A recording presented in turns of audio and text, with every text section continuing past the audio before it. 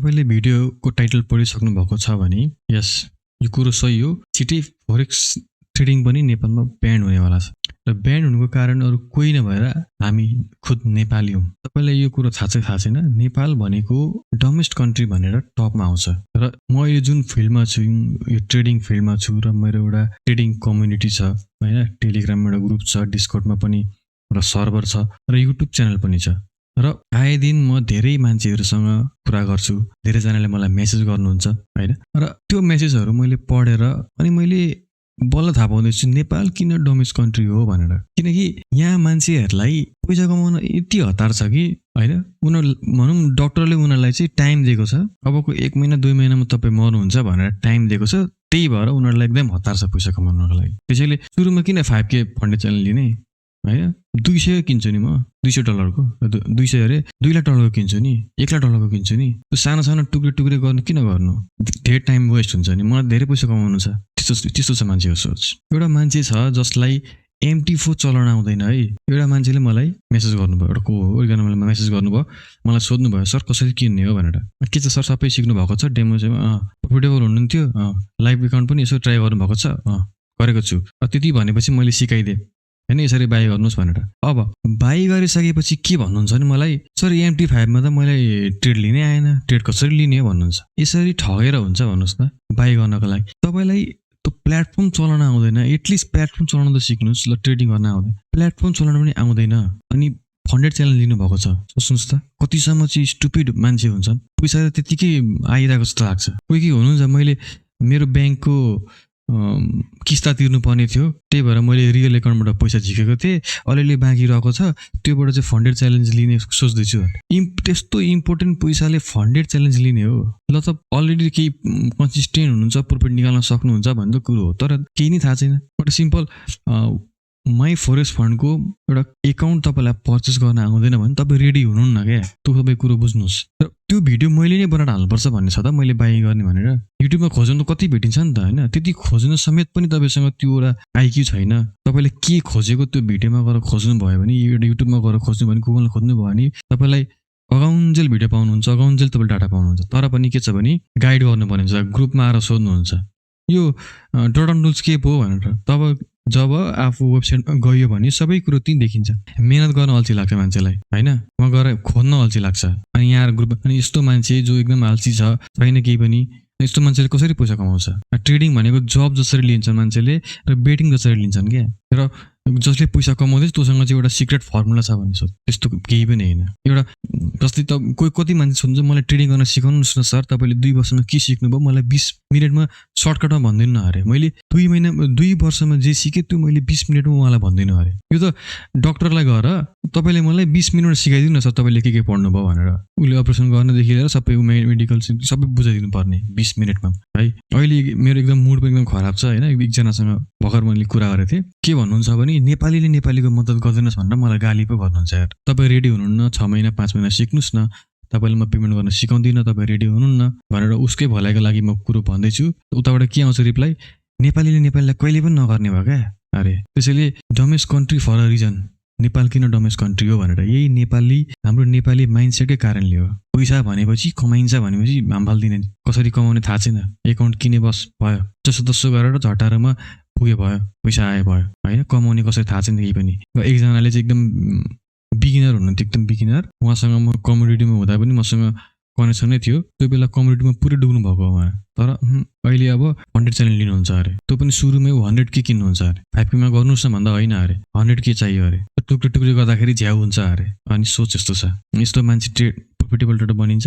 र यस्तै मान्छे हुन् पछि गएर कम्प्लेन गर्ने चाहिँ, यसले यसो गरो मेरो यति लस भयो भन्ने चाहिँ। र यो कम्युनिटी बन्द हुने कारण त्यही हो। त्यही लालची मान्छेहरू जो चाहिँ अरूको सिग्नल दिन्छ, बोरा पैसा कमाइन्छ भनेर लोभियो, त्यही मान्छेले गरेर यो कम्युनिटी बन्द भएको।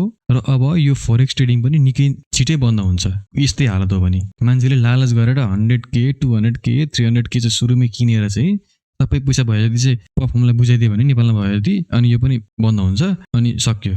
ट्रेडिङ भनेको कथै हुन्छ नेपालमा चाहिँ। ट्रेडिङबाट कसैले कमाउन सक्दैन। अहिले जे लिगली गरिरहेको छु, ब्याङ्कबाट निकालिरहेको छु, तर यही तरिका हो भने यसरी नै मान्छेले चाहिँ लालच गरेर चाहिँ भए जति सबै पैसा चाहिँ प्लेटफर्मलाई बुझाइदियो भने कमाए जति आफूले अनि अब यो बन्द गर्नै पर्ने हुन्छ उपाय त के गर्नु सरकारले चाहेर पनि ल्याउन सक्दैन क्या अब सरकारको गल्ती भन्दा मलाई नेपालीकै गल्ती जस्तो लाग्छ क्या माइन्ड सेट नै त्यस्तो छ क्या गर्न चाहने धेरै हुनुहुन्छ होला कतिजना मिहिनेत गर्दै हुन्छ मसँग त्यस्तो मान्छेहरू पनि हुनुहुन्छ मेरो ग्रुपमा पनि कतिजना मान्छे हुनुहुन्छ सबै कुरा थाहा छ त्यही पनि डेमै गर्दै हुनुहुन्छ सर म अझै पनि कन्फिडेन्स छुइनँ भनेर त्यस्तो हुनु पर्यो नि त यार पैसा कमाउने किन हतार छ क्या मान्छेले त्यो मचाउँ लाग्छ एउटा भनाइ सुन्नु भएको होला नि एउटा रुख काट्नको लागि यदि कसैले रुख काट्नलाई 2 घन्टा दियो भने 1 घन्टा चाहिँ त्यो हतियार तिखार्नमै लगाउनु पर्छ भनेर सुन्नु भएको होला नि त्यो कहानी त अब्राहम लिङ्कनको कहानी के हो भनाइ हो त्यो फलो गर्नु पर्यो नि त सुरुमा आफू चाहिँ स्किल हुनु पर्यो नि त सक्छु भनेर ट्रेडिङ भनेको चाहिँ एउटा फर्मुला थाहा पाउने होइन क्या यसमा भनेको मेरै पनि विन रेट हेर्नुहोस् न यार मजाले 30% पनि छैन तर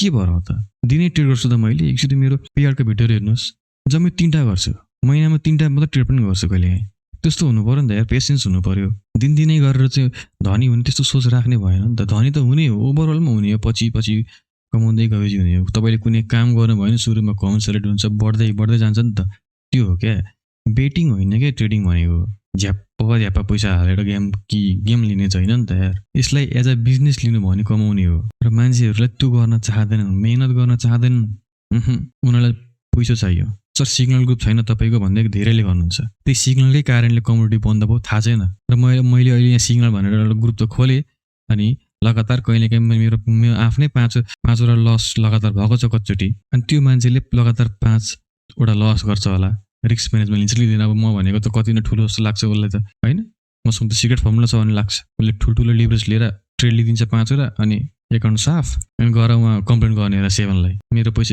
यसरी गयो भनेर त्यही त यो भनेको चाहिँ एकदम रेन्ट भिडियो थियो है म एकदम अहिले माइन्डसेट भन्दा पनि मेरो दिमाग एकदम मैले दुखिरहेको छ क्या त्यो एकजना मान्छेसँग च्याट गरेँ मैले एकजना होइन धेरैजना मान्छेसँग च्याट गर्छु त्यस्ता मान्छे म दिनै एकजनासँग कुरा गर्छु त्यही भएर माइन्डसेट बदल्नुहोस् है एउटा अलरेडी केही काम गर्दै हुनुहुन्छ नि त्यसमा फोकस दिनुहोस् त्यसलाई बरु अगाडि लानुहोस् सबैले ट्रेडिङ गर्दैछन् भने तपाईँले ट्रेडिङ गर्नुपर्छ भन्ने छैन होइन नेपालमा त्यस्तो हुन्छ नि त कसैले कम्प्युटर साइन्स पढ्यो भने अब कम्प्युटर साइन्स एक्जाममा पुरै फेमस पनि अहिले पनि होला कसैले होटल म्यानेजमेन्ट लियो भने होटल म्यानेजमेन्ट सबैले होटल म्यानेजमेन्ट पढ्ने त्यसै नै पैसा कमाउने कुनै एउटा देश नयाँ देश गयो भने सबै त्यही देश जानुपर्ने होइन ट्रेडिङ गर्दैछन् ट्रेडिङ गर्नुपर्ने मेडिकल स्टुडेन्टहरू कतिजनाले मेसेज गर्नुहुन्छ मेडिकल स्टुडेन्टहरू सर मलाई अलिकति त्यसमा छैन यो फिल्डमा ट्रेडिङ किन गर्नु पर्यो यार मेडिकल फिल्डमा हुनुहुन्छ पढ्नुहोस् उतै हेर्नुहोस् न करियर जताबाट पनि पैसा सबैतिर तान्ने त्यो होइन त प्यासिभ इन्कम भनेको होइन ट्रेडिङ भनेको प्यासिभ इन्कम होइन नि यार इन्भेस्टमेन्ट हो प्यासिभ इन्कम र यदि तपाईँ ट्रेडिङ गर्न चाहनुहुन्छ भने एउटा कोही हायर गर्नुहोस् त्यो बरु नेप्समा त्यस्तो छ पोर्टफोलियो म्यानेजमेन्ट सिस्टमहरू छ कसैलाई हायर गरिदियो भने तपाईँले यति पैसा दिनु भने उसले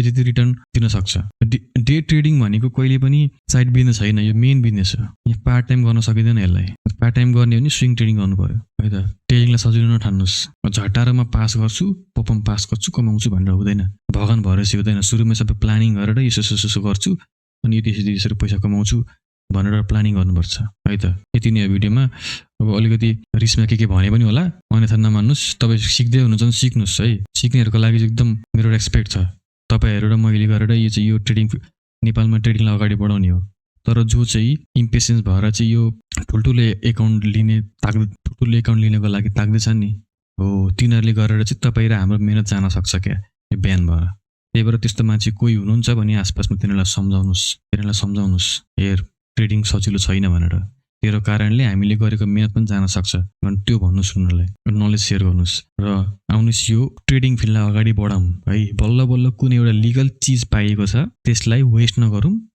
यदि तपाईँ डेडिकेट हुनुहुन्न डेडिकेसन छैन ट्रेडिङमा भने तपाईँ नगर्नुहोस् अरूको करियर पनि बर्बाद नपार्नुहोस् आफू के गर्दै हुन्छ त्यसमा बढी फोकस दिनुहोस् आइएल्स गर्दै हुन्छ भने आइएल्स गर्नुहोस् तपाईँ अस्ट्रेलिया हुन्छ अस्ट्रेलियाकै काम गर्नुहोस् ट्रेडिङमा छिर्नु पर्दैन भ्याउनु हुँदैन भने जबरजस्ती गर्नु पर्दैन ट्रेडिङ गर्नै पर्छ भन्ने छैन यार होइन क्या है त